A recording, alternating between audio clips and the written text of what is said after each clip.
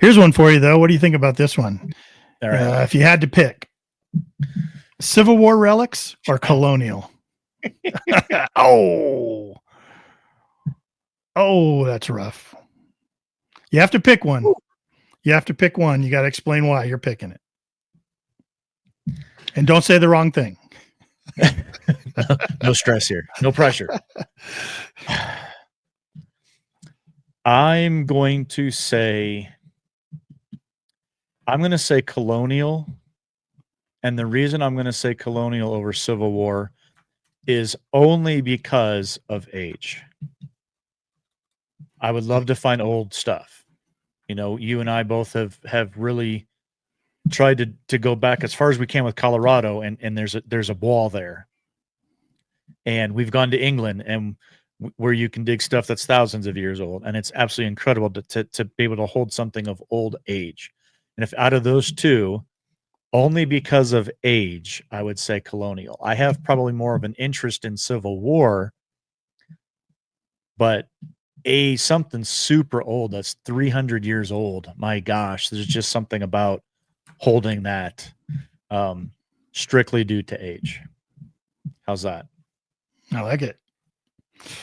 I like it. Yeah. I follow along the same line. I think age is very attractive to me. I love it. If we see how far back we can get, probably because we're pretty, like you said, we're pretty starved for it here in Colorado, right? Like we get back into the 1850s and anything, and it's like hitting a 1600 site for the people that are back east or something, hitting something that's really early, you know. So we're into history, right? So when you're searching for history, you want to find history, and sometimes the older history is pretty cool. But then you also have the history that had a lot of impact. You got Revolutionary War, which was so impactful for our country, but then you also have Civil War, which was a big impact and you know, important time in our country's history. And I know a lot of people would probably choose Civil War over that, maybe because of the way they were raised or the information they know. They know more about it, the areas they grew up in, the areas that, you know, their circle of influence kind of influenced on them, that they became very interested in. If I had to pick one over the other, yes. Well, probably colonial for me then. Probably colonial. Okay. I don't even know why really. I don't know if I can explain it, but probably colonial. Yeah. I think, I'm definitely into, I think there's a lot of interesting things there that I don't know, maybe it's just, I've become kind of,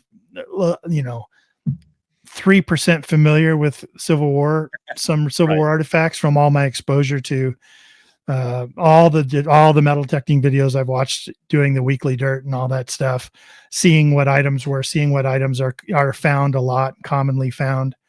And then colonial just seems like there's still a lot more unique items being found that are just really interesting,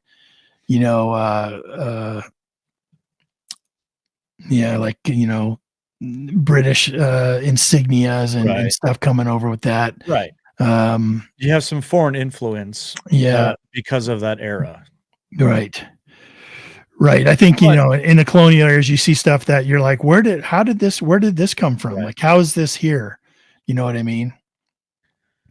But where a lot of, because you and I both are both on age of a relic means a lot to you and I. Would you rather hold 1650 or 1850? That's to me the way that I'm thinking of it. 1600s, 1700s versus 1850s. Yeah. And we do get to sometimes touch very close to that 1850s, 1860s. Right. But to have the opportunity to hit 1700s, that is more attractive to myself personally because it's older. Yeah. So it's been there longer.